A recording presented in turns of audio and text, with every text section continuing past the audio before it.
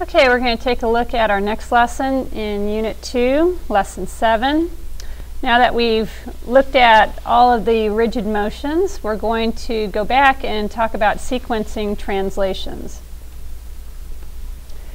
So is it possible to translate a figure more than one time? That is, translating a figure along one vector, then taking that figure and translating it along another vector? Well, the simple answer is yes. It is called a sequence of transformations, and in this case, more specifically, a sequence of translations. So suppose we have two transformations of the same plane, F and G. A point P under transformation F will be assigned to a new location, transformation F of P, donated by P prime. And transformation G will be assigned P prime to a new location, transformation G of P prime, denoted by P double prime. This is true for every point P in the plane. So in the picture below, the point P and the ellipse E in black have undergone a sequence of transformations. First along the red vector, where images are shown in red, and then along the blue vector, where images are shown in blue. So here is E, our original, and P, the original. So they've been translated along vector AB. That brings E to E prime and P to P prime. And then the second transformation goes along vector BC. And so therefore E becomes E double prime and P becomes P double prime. All right, so go ahead on your lesson worksheet, try the exploratory challenge, exercises 1 through 4. Pause the video, and when you have completed those exercises, check your answers. All right, so you should have finished exercises 1 through 4, so let's go ahead and see how you did. So for exploratory challenge 1, we're looking for the red is the primes, and the blue is the double primes, I believe. So you should have, if you translated along the vector, first you have F and G, and then H and I. So taking your translation, actually the blues are the primes and the reds are the double primes. So translating across first, and then you go down slightly. So this is what it should look like. All right, for answering the questions following that, here are the answers in blue. So images shown above are in blue, and the images shown above are in red. The measure of angle ABC is equal to the size of angle A double prime, B double prime, C double prime.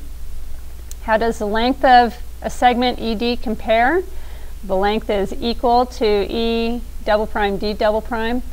And why do you think what you observed in parts D and E are true?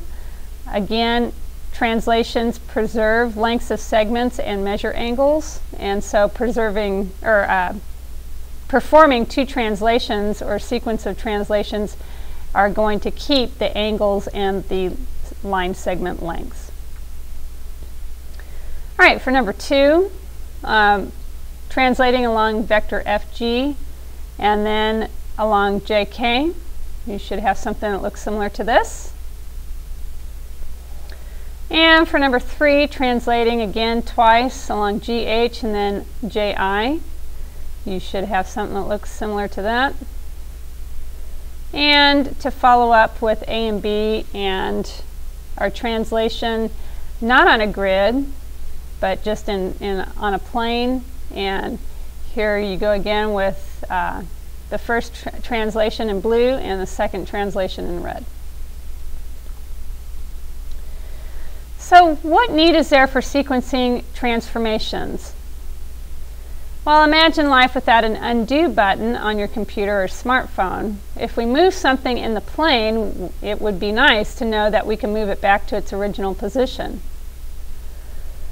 Specifically, if a figure undergoes two transformations, F and G, and ends up in a same place as it was originally, then the figure has been mapped back onto itself. So suppose we move a figure D along a vector AB. Here we have our example. Any figure D moved along a vector AB gives us D prime. How do we undo this move? That is, what translation of figure D along vector AB that would bring D prime back to its original position? Well, we would translate D prime, the image of D, along vector BA.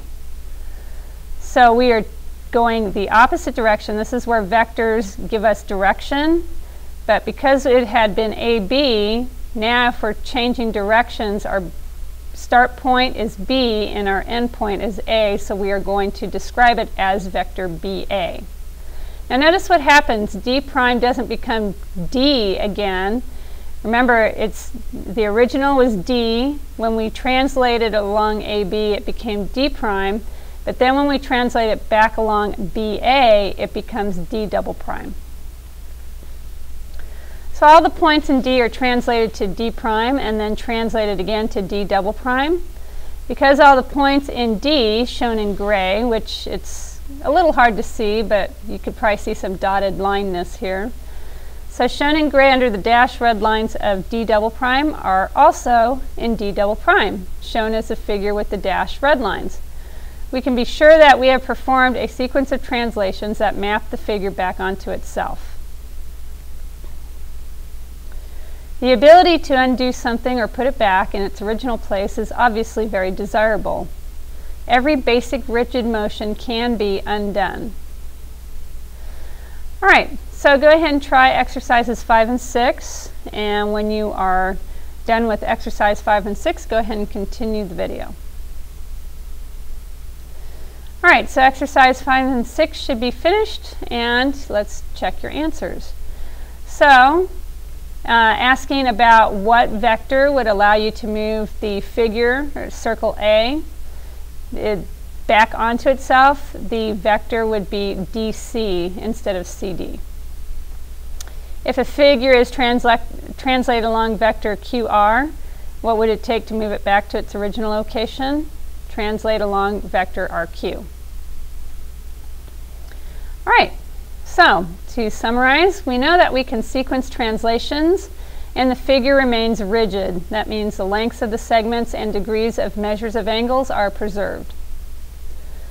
And any translation of the plane can be undone and figures can be mapped onto themselves. All right, we'll see you in class.